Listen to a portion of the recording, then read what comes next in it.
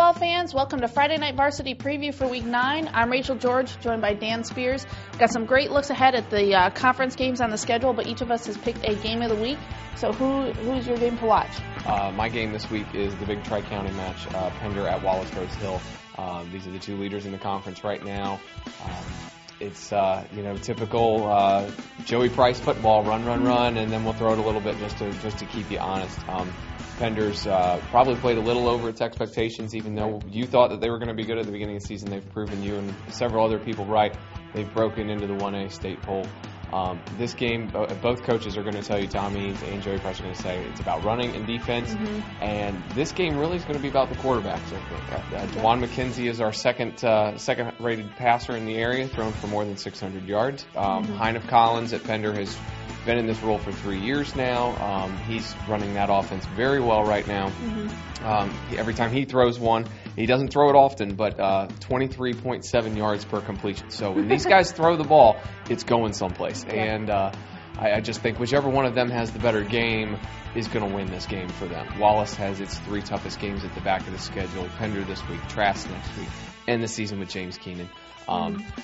Joey's done a wonderful job up there, really saved things. You can read more about that in Friday's Star News and at starnewsonline.com. Chuck Carey went up there and spent the day up at Wallace with the team and with Coach Price. But I think they've really done more than they've wanted to, and surprised even the people that knew Joey Price was a good coach to begin with.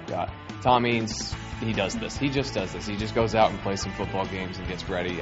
They'll win 2 or 3 playoff games like they do every year. So and definitely, if you're asking me, this one's probably for the conference championship. The team that wins this one will probably go ahead and win it.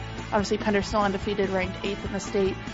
Wallace 5-2, and 9 points away from being 7-0. Lose 2 games by a combined 9 points to teams that are still undefeated. So they're both obviously having some great seasons. We're going to switch conferences for my game of the week. Go over to the Mid-Eastern. It's New Bern at Hoggard, and I'm sure some people are maybe scratching their heads.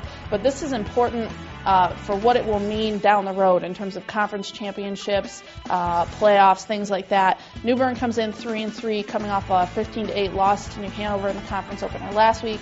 Hoggard, meanwhile, 3-4, coming off a 23-6 win over Laney in the opener last week. 2 years ago, this was the matchup. This was the game. You could have circled this for years, and it was a great game. Obviously both winning state championships in 2007. Hoggard has won the past 2 in the series. New Bern's last win in this series came in the 2005 playoffs in the second round. Both teams, kind of struggling. Last week against New Hanover. New Hanover, for my money, has the best defense around.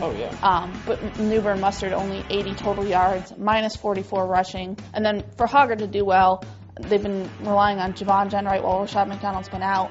He's back. I think, if both of those guys can have a decent game, they have a chance to win this one. It'll be nice for Hoggard to finally have multiple pieces healthy at the same time. It's been a long time since Hoggard's had everybody on the field they've wanted, and I think that's caused some of their struggles. They need to win this game. And Hoggard, as we know, has won the past 7 Mid-Eastern titles, 9 of the past 11. We've said on the show already, I think New Hanover's the team to beat in this conference, but Hoggard has to win this game. Schools like Laney and Ashley, they may be expected to win, but New Bern and Rose will be the toughest challenges until they get to that November 6th game against New Hanover and are playing for a conference championship, if they can get themselves in that point with a win this week. Well, let's take a look at the other games on the schedule. As we mentioned in the Mid-Eastern, Ashley is at New Hanover this week, New Bern at Hoggard.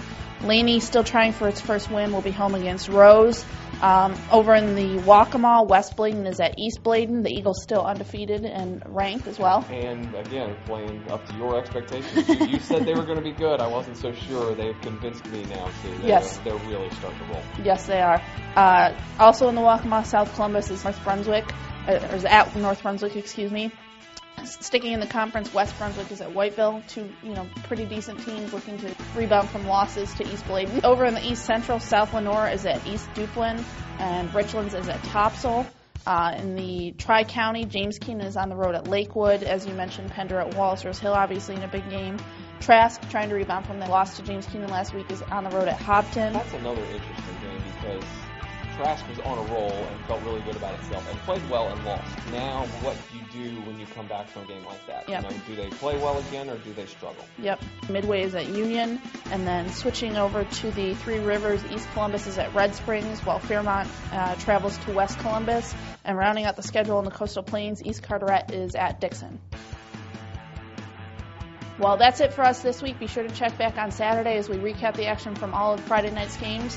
But for this week, for Dan Spears and myself, Rachel George, this has been Friday Night Varsity Preview on StarNewsOnline.com.